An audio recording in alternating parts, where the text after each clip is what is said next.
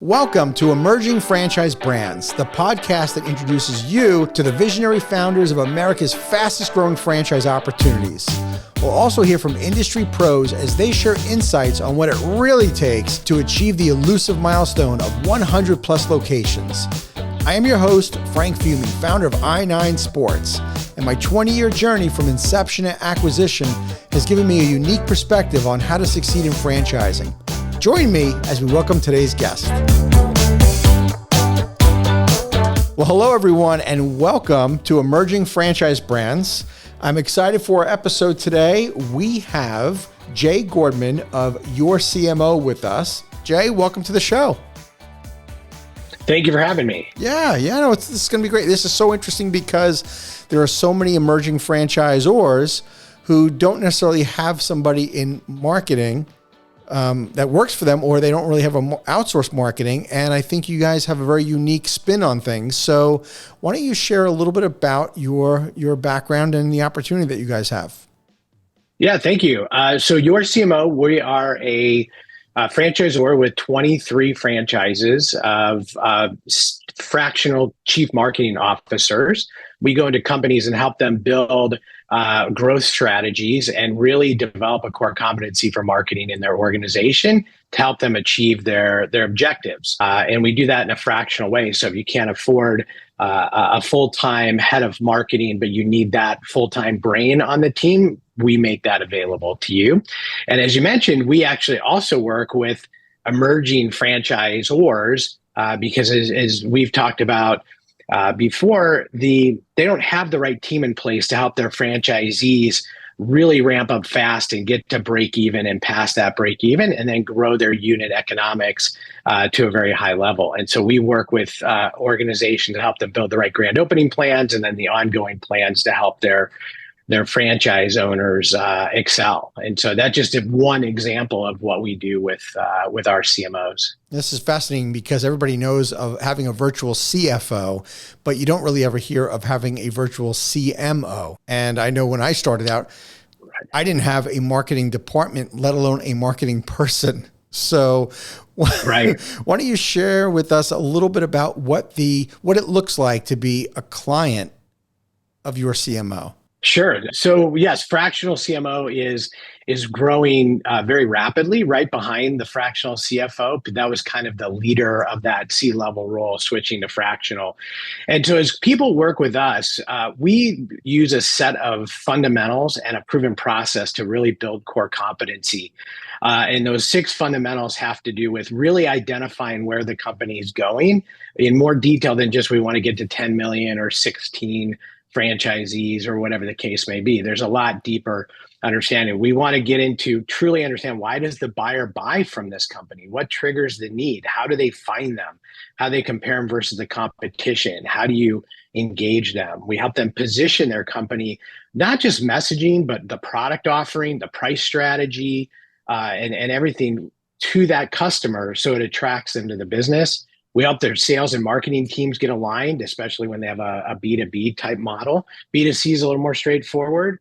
And then we help them build that core competency of regular planning, regular measurement, regular campaigns that are all focused on driving those fundamentals that I mentioned. And in terms of a process, we offer a marketing audit. We help them understand, where are they today? What's the market look? Where are the opportunities? Where are they falling short? And we then build a foundational plan with them in person in kind of a workshop format. And then we run marketing. Like you said, you didn't even have a team. We run marketing on a fractional basis, and we use our CMOs as the leader. We offer a marketing coordinator as a little bit of extra hands-on support.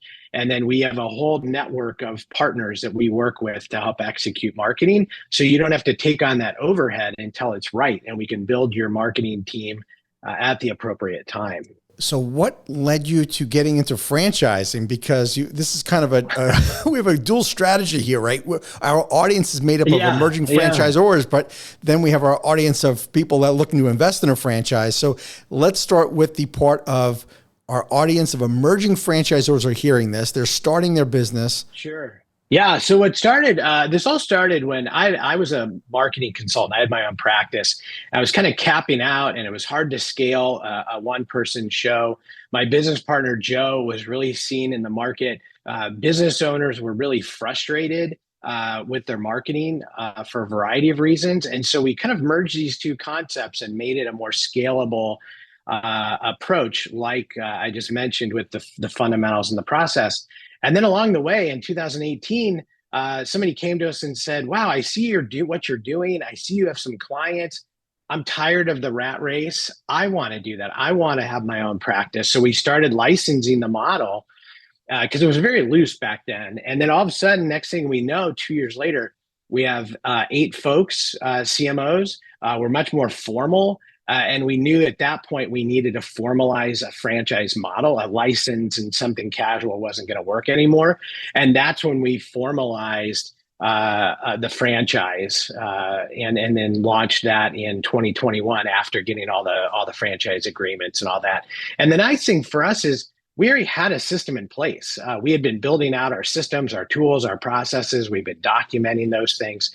And so one advice to people who are thinking about franchising is make sure your systems and your processes are rock solid, because ours were really good. They're getting better every day, but they were really good. So it helped us move to a franchise model much faster than just not having anything. Cool.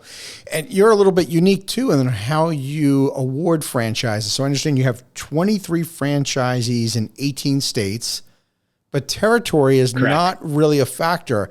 Tell us how you actually award franchises.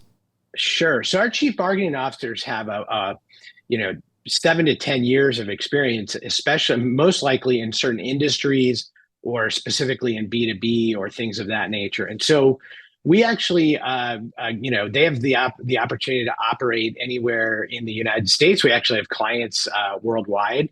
And so we align clients to franchisees and our CMOs based on industry experience, capability of what they've done before. And that match is way more important than geography. What's the typical size of a franchisee? I'm sorry. What is the typical size of a client, a customer? Sure. Our ideal client is about 5 to 50 million. We do have some startups that are well funded, that are ready for that hockey stick growth. And then we also have some above the 50 million where they just don't want to bring in a full-time marketing leader and just want us to run their marketing effort on a fractional basis. But that 5 to 50 million is the sweet spot from size. The CEOs really got to be growth minded. They've got to be ready to really scale. And industry wise, we're in 40 plus industries. So our CMOs have a breadth of knowledge. So industry, we can almost hit any industry, right now. So that's really our ideal client. And then what about from a client's perspective, is there a certain size where I say to you, know what, Jay, I love my franchisee, but I'm ready to kind of take the reins over? Is there sort of this transition period? What does that generally look like, where the size that a customer gets to where they're saying it's time for me to kind of break away? The size varies dramatically. It's really more, there's a lot of factors in that, but we call that graduation, by the way. So when clients are ready to graduate and we put in a head of marketing, we make sure that they are using the 6 fundamentals and the core processes. We begin to step back. We'll run their quarterly meetings just to make sure they're following the process. We'll check in a little bit and really make sure that their new leader is using the core competencies we've built and are ready to be supported. And they're not really overwhelmed by taking on their new role. And so we do see that. It really is different by company. Sometimes the smaller revenue companies are faster sooner than the larger revenue companies, but it could be vice versa. And so it's just, we always know when the time is right to begin to transition, because that's our ultimate goal, is to help the client build this ongoing marketing machine that they can have there ready to grow their business. That's great. What about the franchisee themselves? What is the background, or what are the traits of a typical YorCMO franchisee look like? So their experience typically is 7 to 10 years of marketing leadership, and then they, could have 20 to 30 years overall experience. That leadership is really critical when our clients look at our CMOs. In terms of industry and B2B, B2C, they want to see that robust experience and that they're not just hopping around and kind of skimming the top of those. They want to see some real deep knowledge. And then the other thing is they want leadership. They want people, and we assess and do some assessments with our new CMOs on leadership qualities. We want somebody who can lead the process, but also collaborate with a C-level team.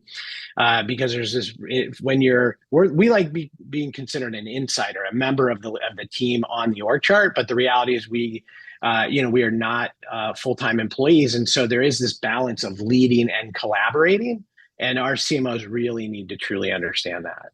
So you really have a much richer background. There's a much more seasoned marketing executive that's becoming a franchisee. It's not somebody that just says, hey, I love this concept and I want to be a YorCMO franchisee. They really have to have a solid marketing background. Exactly. Yeah, we're unique. Many people don't qualify to be a YorCMO franchisee because they don't have that marketing leadership and that marketing experience, which is a blessing because we have a very narrow group of folks that we can focus on to make successful. On the flip side, yeah, it opens up when you have a more traditional franchise in the market that somebody wants to invest in from an investment mentality, that narrows that down quite a bit. But you also have your own systems and processes in place to train these YorCMO franchisees, right? So they still have to follow your system. What does the training and support look like for those franchisees? Sure. So yeah, we have a very robust framework. We like calling it a framework because we want the CMOs they get in to work with the clients to think on behalf of the client, but we want to follow a best practice framework. And so we've been building out since before franchising a back office system we call Bob, and Bob is our learning management system, and it has every single step of our process documented and who does what. Does the CMO, when we kick off a new client, the CMO does this, the marketing coordinator that is here to help support the CMO, we provide that to the CMOs, does this thing. And so everybody knows, it's like a playbook. Everybody knows each step. Every form is in there, every document is in there, from literally pitching a deal to signing something in DocuSign, all the way through the process. Everything is documented in there in Bob. And so it's an incredible framework all the way through those 6 fundamentals and processes we talked about. Does technology play a huge role in the business then as a framework? It does.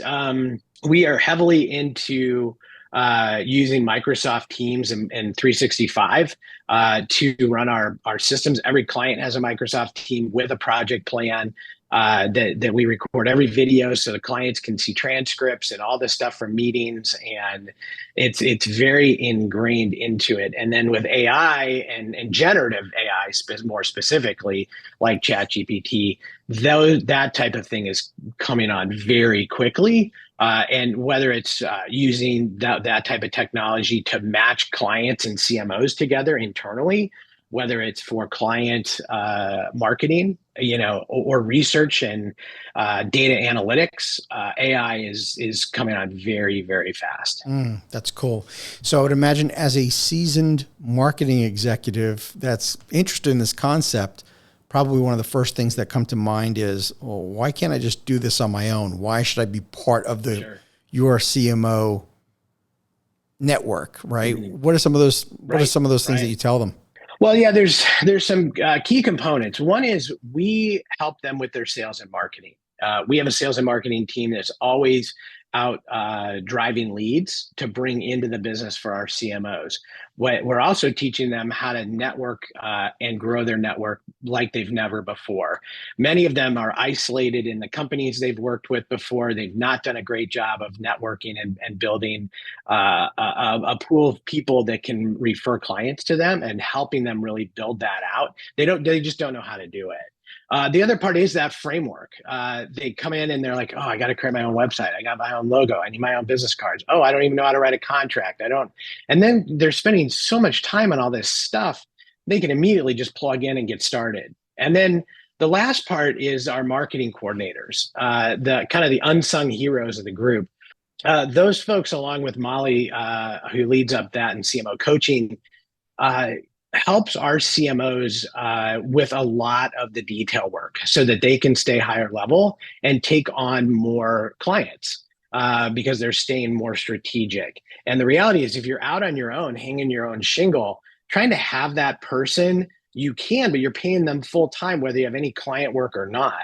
And if you just try to bring them in on a piecemeal basis, by the time you get done explaining the project to them and all this, even if they're available, you could have just done it yourself. But then that gets in this tempest of doing tactical work all by yourself rather than being strategic. So having this team of marketing coordinators ready to jump into every product from, day one, the CMOs always have a set of resources to lean on. And it's an incredible benefit to them. Probably one of the things they enjoy most. Yeah, that's a huge advantage that tactically I am covered. I have folks in the back office or back at the home office that are going to help support my growth, that I'm not doing all the tactical Exactly. work. That is great. So you've been franchising since 2018, is that right? That's correct. And so what's been your biggest surprise since you started franchising? The biggest surprise and probably my biggest frustration is all of the state regulations. I always knew there was 14 states and all that kind of stuff because I'd been around franchising before. But when it comes to the accounting side and the tax side and what's Nexus and not Nexus, it's about as clear as mud, and you can line 10 people up and get 44 opinions. And so knowing exactly what to do, when to do it, to stay in the good graces of all the states and the rules and all that kind of stuff, I'm stunned at the complexity of it. Right. And you didn't really make it easy for yourself either by having territories that are based on industry, not territories, right? So I would imagine some of the state regulators are probably like, okay, how does this thing work, right? How are you awarding franchises, right? But it makes sense to you from the business perspective. Right. Yeah, it is actually this whole concept, because we're one of the early professional service franchises in the country from this perspective, in the fractional world. So the attorneys struggled with, oh my gosh, we got to strip out all this location-based stuff out of the FDD and all the agreements. And that kind of really threw them for a loop. Then sent it into the registration states. They were looking at it and it was confusing to them. They did have a lot of questions. And then the taxing authority, and licensing and those types of things. Yeah, it also threw them for a loop. Because, for example, we've got a CMO in Pittsburgh who's got a really great client. He's doing a really nice business with them. They're in Houston. So his business isn't anywhere near his. He has no physical location except his home office.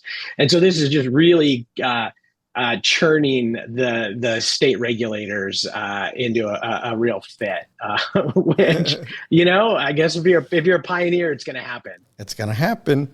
So since franchises are awarded by industry, how big is big? Like, what's your vision overall in terms of the number of franchisees across the U.S.? Our target is in the next 3 years is to have about 100 franchisees.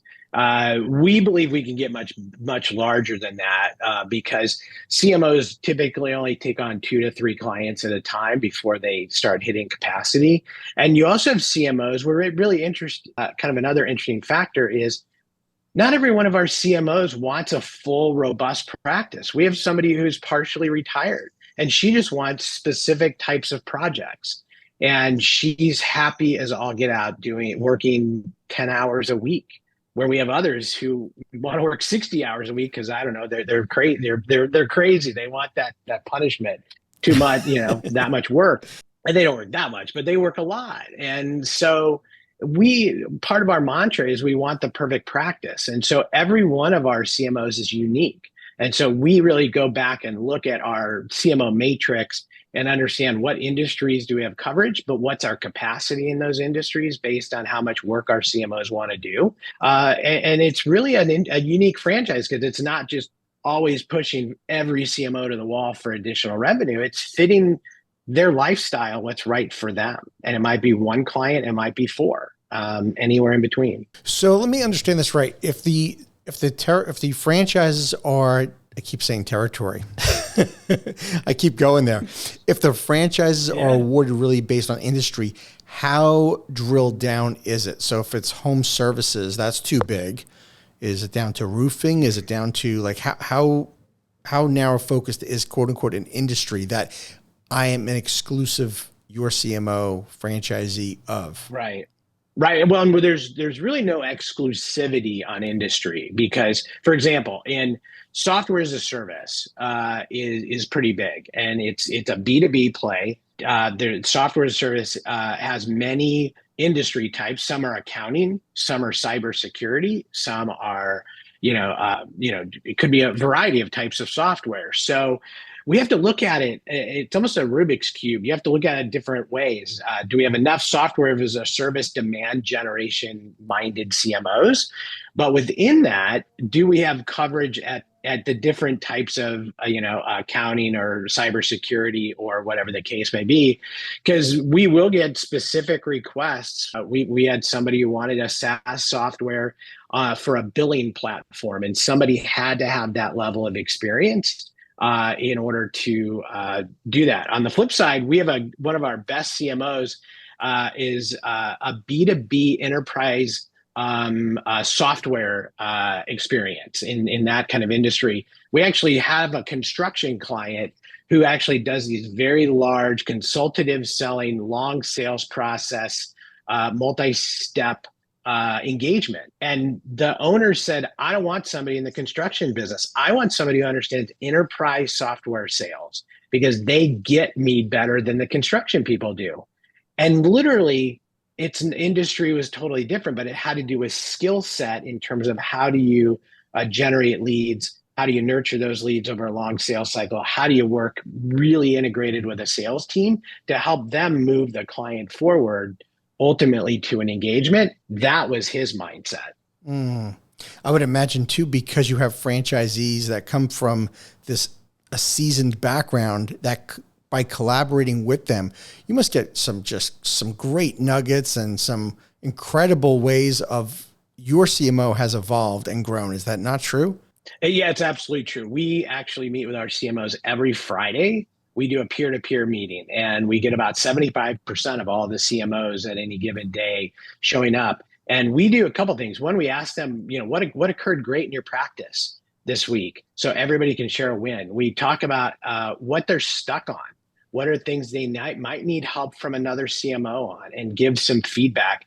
And then we always ask them, what are the things in the system that we can improve that would help them take on additional clients, be more efficient, help their client achieve their ultimate growth objectives. And so those conversations endlessly, and it led us to do quite a bit of work in AI and really spent quite a bit of time on that with our CMOs.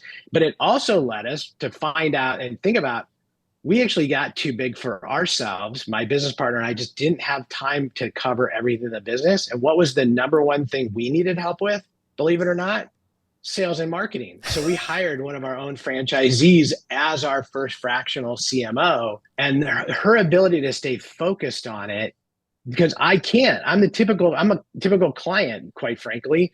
I'm too busy covering all the bases. My business partner who heads sales and is always out networking and ideating the next part of the business, we just didn't have time to really truly focus at a level that we needed to on the sales and marketing effort. We admitted it to ourselves, just like our clients do. And Marguerite is literally just a few weeks in and moving things faster and doing things that Joe and I are more than capable of doing. We just didn't have time or focus. That's great. I think the strength of a franchisor is measured by how well they collaborate with the franchisees. And absolutely, your brand, in essence, has a very unique angle by having seasoned experience, seasoned professionals in marketing, that you get to collaborate with them, get best practices from them, hands-on, and you get to, implement this. And I think that's going to prove to be extremely successful for you guys long-term by having such a powerhouse roster of franchise owners. It is. It's incredible. And it led us actually to change our core values. We added a core value called elevate your peers, because the ability to elevate each other and us as a company was coming through so dramatically on these peer-to-peer meetings and our quarterly meetings with our CMOs, that we just said, wow, the more we can embrace it, the better, and have everybody embrace it. What advice would you give to people who are considering joining YorCMO as a franchisee? Well, the first thing we do is tell them it's a real journey. They need to truly think about, is fractional right for them? There's ups and downs, and it's less consistent than a day, typical paycheck. Are they, my advice to them is really make sure that they're focused, because, if you're just hanging out in your house doing laundry all day waiting for something to happen, is not going to work. You've got to really be driving your practice, willing to build your practice, willing to do the networking, meeting with people, and treat it like it's your own job. If you're not willing to do that, then this is not a good fit for you. It is probably my number one piece of advice for people. It's fantastic. What about the position you play in the company? What would you say, how do you balance that leverage, that experience with your franchisees, and balance your leadership? It's a constant evolution. I'm always challenging myself to grow and improve, to really create this balance between moving the company forward. I also carry a couple clients because I think it's important for us to truly understand what's going on in the market and use our system. I'm notoriously for breaking our own system, which is great because I continually make it better. And my business partner, if I break it with a hammer, he'll break it with a sledgehammer. So the two of us together constantly are stress testing the system and making it better by seeing it from the eyes of the franchise owners is probably one of the most important things we can do. And then from the franchise owner, they're these individuals out trying to make a living and really help their families and grow. And so the more we listen to help them achieve what they are, their vision for their practice, the stronger our platform's going to be. I found over the years of franchising that doing what's right is obviously sometimes more difficult than doing what's popular. Has there been any difficult decisions that you had to make in this role that you play that was doing what was right and not necessarily what was popular? Yeah, we had to, there's some folks who really weren't living the core values, weren't really focused on client success. And we've had to have a couple tough conversations. Luckily, it's been isolated to one or two. The rest of our CMOs are really amazing. And then as we've grown, we've actually added a model called the firm. That's for CMOs to get really busy and want to start adding their own staff. And so we've had to really kind of make some interesting decisions on how do you add additional staff to your team as a solo professional. We've had to make some interesting decisions, to make sure that is fundamentally sound and not just built for one person who happens to be the first firm.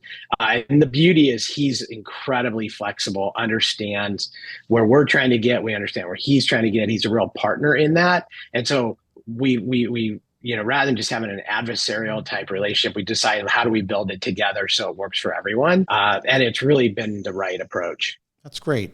I'm really curious, Jay, has there been a little bit more about you? Has there been a pivotal moment from your past that you feel like has really influenced you as a person that's turned you into the leader that you are? Gosh, I saw that question. And, I think one of the things that was a pivotal moment. I worked for a startup years ago. It was a fast growing e-commerce startup. A private equity came in, they replaced all the owners. They started, it was just a changed company, and they started eliminating the existing leadership team that built the company to $300 million with a new team, with the new CMOs. And so several of us, had to leave the company in order to allow them to do that. And I think that moment that it reminded me that no matter how dedicated I was to helping grow that company, that dedication wasn't 100% back the other way. It was when the original owners did. We were lockstep, but under this new private equity vision, it wasn't. And so that's what really moved me to start my consulting practice.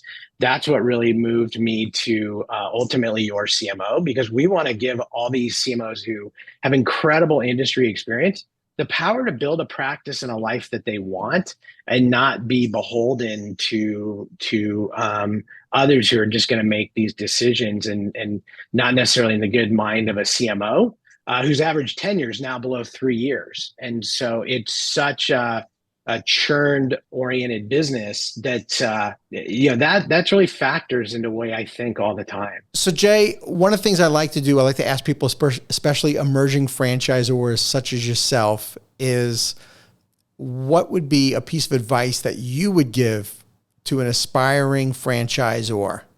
I just actually spent an hour with somebody last week who was thinking about franchising. And the first thing I said to them is, do you want to run a franchise? Yes, your business can be systemized. Yes, you can do all these things, bring people in, run the process, all these things. It would be easy to scale from that perspective. But do they really want to run a franchise? Do they want the regulations and those types of things that are obviously you have to deal with? But do they also want to coach and develop? Because they're also in professional services, by the way. So are you going to coach and develop your CMOs and really invest in helping them grow, because that's the backbone of the system and the strength of the system? If they're not, then I wouldn't do it. And that was the advice I gave her. Yeah, because franchising is, a way of delivering the product or service, but franchising is not the only way you have to go. You can do a licensing, or you can do a dealership, or you can continue opening corporate-owned locations. It's definitely not for everybody. I think that's great advice. Exactly. Yeah, exactly. What about if somebody was interested in opening a YorCMO, how could they get in touch with you? The easiest thing is probably just email me, jay@yorcmo.com, or you can go to yorcmo.com and look at click on the franchising link, and we have a whole website dedicated to that. Or I'm on LinkedIn or most of the social platforms. So yeah, reach out anytime. And even with the emerging franchisors or people thinking about it, we're always here to help the industry grow. And we're always happy to share our knowledge and our experience and just have conversations with people. It's for us to help the whole industry grow and franchisors get better. That's our way of giving back, and we're always happy to do it. Awesome. Well, Jay, thank you so much for being on the program. I appreciate it. Yeah, thank you, Frank. I wish you all the best. Appreciate it. Yeah. I wish you all the best, and hope to see you at a conference someday soon. Yeah, I hope to see you there. And thank you for having me on, and best luck to you and everybody listening. Thank you. Thank you for tuning into the Emerging Franchise Brands podcast. For additional insights, guest applications, and to stay connected, visit us at efbpodcast.com. The Emerging Franchise Brands podcast is for entertainment purposes only, and the views expressed do not necessarily represent those of Emerging Franchise Brands, its host Frank Fiume, or Emerging Franchise Group, LLC. Any discussed franchise or investment opportunity requires thorough investigation, obtaining proper disclosure documents, and expert consultation before making any investment decisions. The podcast and its host do not offer professional advice or endorsements, and they hold no responsibility for actions, representations, accuracy, or consequential damages related to the podcast content.